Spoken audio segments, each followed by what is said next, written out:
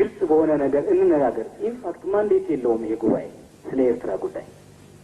ቀደም ሲል እናንተም ተነጋግራችኋል። ኢቭን ይሄ ጉባኤ ቀርቶ ተወካዮች ምክር ቤት ማንዴት የለውም ስለ ኤርትራ ጉዳይ መገንጠል አለመገንጠል። ይሄ ሌላ ጊዜ የሚመለስ ይሆናል። ምን ከኢሰፓ በምን ተለያችሁ? ካስፈራራችሁ ጦርነቱ መቀጠሉ ነው ከተባለ ሪሊ ለሀቅ ከተነጋገርን ነው በቅን አስተያየትና በቅን ልቦና ከተነጋገር ምን ያደረጋችሁት ነገር አለ? ፉል ዲሞክራቲክ እንትን ከሆነ እንትን ግልጽ በሆነ ነገር እንነጋገር። ኢንፋክት ማንዴት የለውም ይሄ ጉባኤ ስለ ኤርትራ ጉዳይ። ቀደም ሲል እናንተም ተነጋግራችኋል። ኢቭን ይሄ ጉባኤ ቀርቶ ተወካዮች ምክር ቤት ማንዴት የለውም ስለ ኤርትራ ጉዳይ መገንጠል አለመገንጠል። ይሄ ሌላ ጊዜ የሚመለስ ይሆናል። ምናልባት በዚህ አጋጣሚ ተነስቶ እንነጋገር ከተባለ ግን እኔ እንደሚመስለኝ አሁን ይህን አቋሙን ለውጠው ሌላ ሳይድ መያዝ አለበት። በእኔ አስተያየት ሪሊ ቆይን ገማመት ለምን ከመፍትሄ አንጻር በእኔ ስታንዳርድ በእኔ ግምት ምን ያደረጋችሁ ጥረት አለ እስካሁን? እነማን ድርጅቶች ገብተው ለኤርትራ ሕዝብ ኢትዮጵያዊነቱን እንዲረዱ እንዲነግሩት ወይም እንዳይነግሩት አረብ እንደሆነ ወይም እንዳይደለ እንዲዘጋጅ ፍሬት ስጣቸው ድርጅቶች እነማን አሉ? እናንተ ሄዳችሁ ምን ፓወር አላችሁ? ይሄን መንገር እንጂ ከኢሰፓ በምን ተለያችሁ? ካስፈራራችሁ ጦርነቱ መቀጠሉ ነው ከተባለ ሪሊ ለሀቅ ከተነጋገርን ነው በቅን አስተያየትና በቅን ልቦና ከተነጋገር ምን ያደረጋችሁት ነገር አለ ወይ? ጦርነቱ መቀጠሉ ነው። እኔ ራሴን ዝም ብዬ ኤምለስ ለሆነ ነገር ህይወቴን መሰዋት አይደዋን አልፈልግም። ከዛ ውጭ ጫካ ስትናገሩት የነበረውን ዛሬ ፕራክቲካል እንደማድረግ ፈንታ ምናልባት ችግሮች ዋይድ እንዲሆኑ ከተፈለገ ወይ ይቀጥላል። እኔው ቅድም እህቴ እንዳለችው ኔክስት ጄኔሬሽን ይወስነዋል ወይም ደግሞ እግዚአብሔር አንድ ነገር ያደርጋል።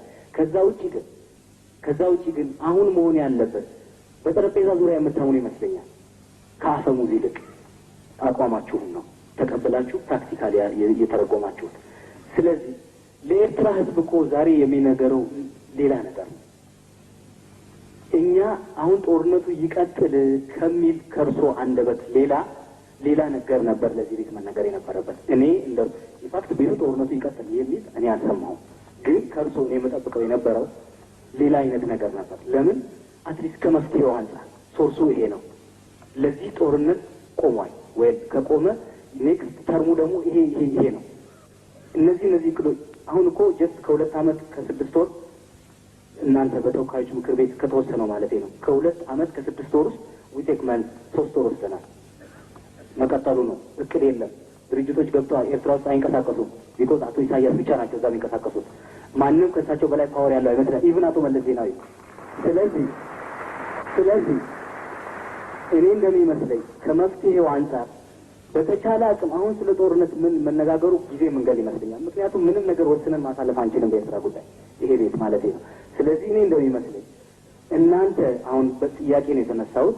እናንተ ድርጅቶች እዛ ገብተው ሴት ተሰጥቷቸው ስለ ኢትዮጵያ ባህላዊ፣ ፖለቲካዊ፣ ኢኮኖሚያዊና የመሳሰሉ እቅዶች እዛ እንዲንጸባረቁ ያዘጋጃችሁት ምን ነገር አለ? ከዛ ውጪ የኤርትራ አንድነት ወይም ደግሞ የኤርትራ ኢትዮጵያዊነት ለኤርትራ ሕዝብ እንዲነገር ምን እቅድ ታስቧል በካውንስሉ? አመሰግናለሁ።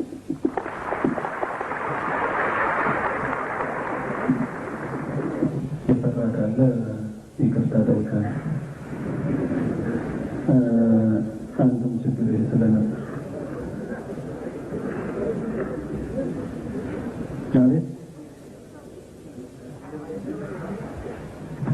ቅድም ምሳሌዎችን አንስቼ ለማሳየት የሞከርኩት ለማስፈራራት አልነበረም ለማለት ነው። ማስፈራራት ነው የሚል ነገር ተነስቶ ስለነበር ለማስፈራራት አልነበረም። የፈራ ካለ አዝናለሁ። ምክንያቱም መፍራት አልነበረበትም እና ነው።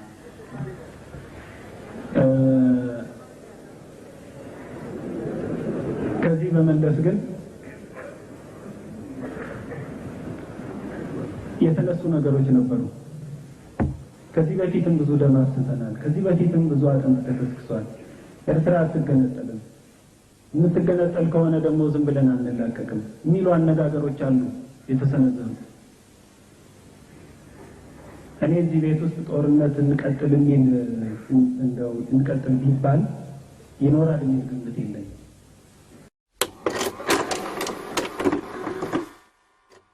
እንመርቃቸው ብለን ያዘልቃቸው